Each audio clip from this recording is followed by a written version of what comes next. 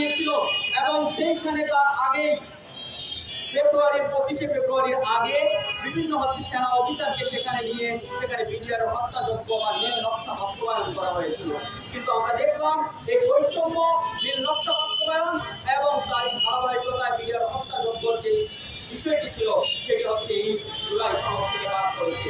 এটি অত্যন্ত দুঃখজনক এবং দুর্ভাগ্যজনক। তার সাথে আরেকটি বিষয় বলতে হয়, আমরা দেখছি মাদ্রাসার ছাত্ররা এদেশেরই নাগরিক, মাদ্রাসা আলেম ওলামাদেরকে বিভিন্নভাবে যৌক্তিক তথ্য দিয়ে বিভিন্ন সময় কথা বলছে যখন সরকার, তখন তাদেরকে বিভিন্নভাবে গুলিয়ার করে গ্রেফতার করে বিভিন্ন নির্যাতন নিপীড়ন করা হয়েছিল। তারা যখন সাপ্লাই 5 মে তারিখ 2013 সালে তাদেরকে রাতের আধারে যেভাবে হত্যাযজ্ঞ করেছে, যেভাবে তাদেরকে অত্যাচার নির্যাতন করেছে, আমরা দেখছি এই সরকার জুলাই বিপ্লবের সরকার বা সনদের মধ্যে সেটি কোনোভাবেই দেয়নি। এটি অত্যন্ত দুঃখজনক।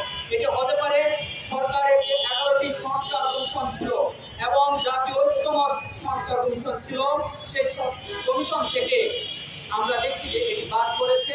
দুটো কারণ হতে পারে বলে আমি ব্যক্তিগতভাবে মনে করি।